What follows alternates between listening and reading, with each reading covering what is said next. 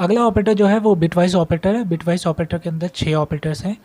हमें इन 6 ऑपरेटर्स के बारे में पढ़ना नहीं है, लेकिन मैं यहाँ पे आपको फॉर्म्स बता दे रहा हूँ कि ये जो 6 ऑपरेटर्स हैं, इन ऑपरेटर्स को यूज़ आप तभी कर सकते हो जब आपके पास 2 ऑपरेंड हों। यानी कि ये सारे ऑपरेटर जो हैं वो आपके बाइनरी ऑपरेटर होंगे, ठीक है।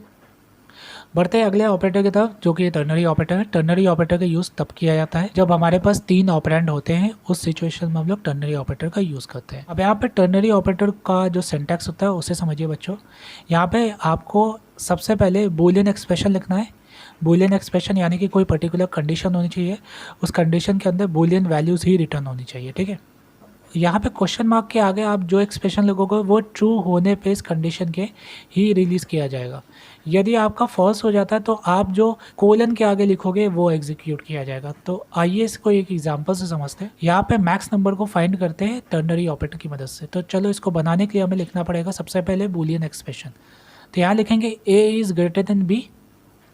ए is greater than B. Condition अगर ट्रू होती है तो यहाँ पे ए को प्रिंट कर दिया जाए। अगर फॉल्स होती है तो कोलन के आगे लिखेंगे बी को। तो बी के अंदर क्या है 45। यदि यहाँ पे कंडीशन ट्रू होती है तो 127 को ये रिटर्न कर देगा।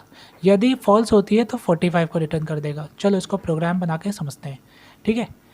तो यहाँ पे मैं बनाता हूँ एक प्रोग्राम। तो यहाँ पे क्लास का नाम मैंने लिया है ternary operator. Main method create किया, उसके अंदर 2 वेरिएबल्स डिक्लेयर किया, ए और बी, और दोनों के अंदर वैल्यूज़ दे दी। ए के अंदर 127 दे दिया, बी के अंदर 45 दे दिया, और एक और वेरिएबल डिक्लेयर कर लिया जिसको मैंने लिख लिया मैक्स नाम से। अब मैक्स नाम का जो वेरिएबल है उसके अंदर मैक्सिमम नंबर आएगा।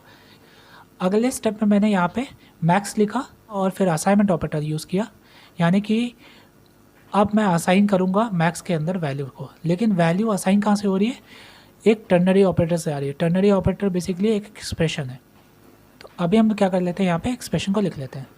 ये एक्सप्रेशन में क्या है, पैरेंथेसिस के अंदर A is greater than B, parenthesis close, question mark लगाएंगे, ए लिखेंगे, कोलन बी लगाएंगे और सेमी कोलन लिखेंगे। अब इसको समझते हैं, इसका मतलब क्या है।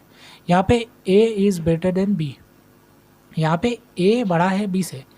यदि अगर ये कंडीशन ट्रू होती है तो ए को स्टोर किया जाएगा मैक्स के अंदर, ठीक है। यदि ये कंडीशन फॉल्स होती है तो बी को स्टोर किया जाएगा मैक्स के अंदर।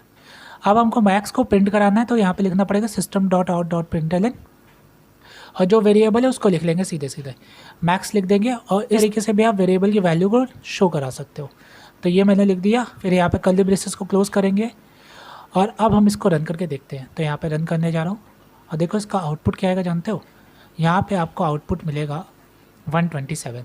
तो बच्चों ये आपका बेसिकली टर्नरी ऑपरेटर का एक बेहतरीन सा प्रोग्राम था। यहाँ पे आपने ऑपरेटर्स के बारे में पढ़ लिया है कि ऑपरेटर्स कितने तरीके के होते हैं और इन ऑपरेटर्स को कैसे यूज़ किया जाता है। चैप्टर असेसमेंट को लगाना भूलिएगा मत। तो आई होप कि यहाँ पे ऑपरेटर्स आपको समझ में आए होंगे। अब हम लोग अगली क्लास में मिलते हैं जो कि इससे भी इम्पॉर्टेंट है। तो तब तक के लिए सी यू, टाटा, बाय बाय।